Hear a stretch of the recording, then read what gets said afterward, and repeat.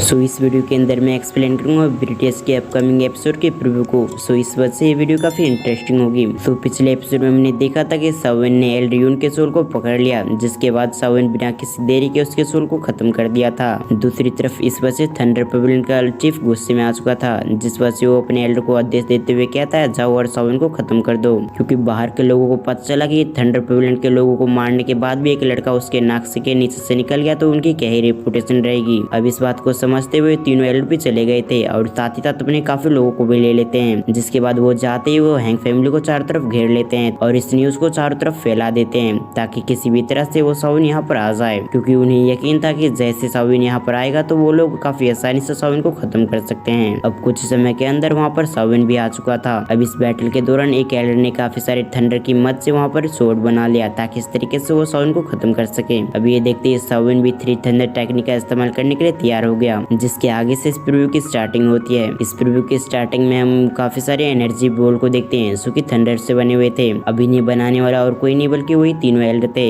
इसके साथ ही साथ उन्हें हैरानी हो रही थी आखिर सावन के अंदर कौन कौन सी पावर छुपी हुई है। अब काफी सारे थंडर बॉल को बना लेने के बाद उन लोगों ने सावन पे अटैक कर दिया ताकि इस तरीके से वो सावन को घायल करके उसके मेन एजेंट्स को ब्रेक कर सके। ये सब सोचते हुए उन्होंने थंडर बॉल से अटैक कर दिया, लेकिन दूसरी तरफ सावन उनके अटैक से बचते हुए वहाँ पर एंग्री बुद्धा लोटस बनाने लग गया। अब इस अटैक की एनर्जी को महसूस करते हुए सभी समझ चुके थे कि ये अटैक जो भी बन रहा है वो काफी पावरफुल है। अब इस अटैक को रोकने के लिए उन्होंने काफी अटैक किए उस पे ताकि इस तरीके से सावन उस अटैक का इस्तेमाल न कर सके, लेकिन सावन उनके अटैक को डॉज करते हुए एंग्री बुद्धा लोटस बना रहा था। सावन को भी समझ में आ चुका था कि उसे जल्द से जल्द अपने अटैक को तैयार करना होगा। अब इस वजह से सावन ने अपने एंग्री बुद्धा लोटस को बनाने की स्पीड को और तेज कर दिया। जब तक वो अपनी स्पेशल हैंड को बनाते हैं, दूसरी तरफ सावन का भी एंग्री बुद्धा लोटस तैयार हो चुका था, जिस वजह से सावन और देरी न करते हुए उस एंग्री बुद्धा लोटस को उसके अटैक पे कर दिया। अब देखने से दोनों के अटैक काफी पावरफुल लग रहे थे। स्पेशल हैंड थंडर से बना हुआ था, जिस वजह से काफी मात्रा में उस स्पेशल हैंड के अंदर से थंडर निकल रही थी। दूसरी तरफ एंग्री बुद्धा लोटस तो हेवनली फ्लेम से बना हुआ था, जिस वजह से काफी मात्रा में हेवनली फ्लेम निकलते हुए आसपास की चीज को नष्ट कर रही होती है। और जैसे वो दोनों अटैक आपस में टकराते हैं तो काफी मात्रा में स्पेशल एनर्जी निकलती है। रिव्यू के अगले सीन में हम सावन को देखते हैं, सुकी अभी के समय रात को एक केव के अंदर बैठा हुआ था। सावन अपने अंदर से हेवनली फ्लेम निकालते हुए वहाँ पर 4 टेक्निक को निकाल लेता है। अब एल्ड्रियून के पास तो एक टेक्निक था, जिस वजह से उसे पता चला था कि उसे और 3 टेक्निक को हासिल करना होगा, तभी उसे जाकर ये पूरी परफेक्ट टेक्निक बनेगी। शायद से वो तीनों मारे गए थे, तभी सावन ने इन चारों टेक्निक को मर्ज करते हुए उन चारों टेक्निक को समझने की कोशिश कर रहा था। अब इस कारण से वो चारों टेक्निक लगातार सावन के चारों तरफ घूम रही थी। अब कुछ समय के अंदर सावन की सोल उस टेक्निक के अंदर आ गया। वहाँ पर काफी सारे थंडर से लिखे हुए वर्ड्स थे जिसे वो सावन को समझने थे, जिसके बाद ही सावन इस टेक्निक में मास्टर हासिल कर सकता था। अब प्रीव्यू के अगले सीन में सावन कहीं जा रहा था, तभी एक व्यक्ति सावन को रोकते हुए उसे कुछ जानकारी देता है, लेकिन उसके बाद वो एक होटल में जाकर वहाँ पर चाय पीने लग गया था।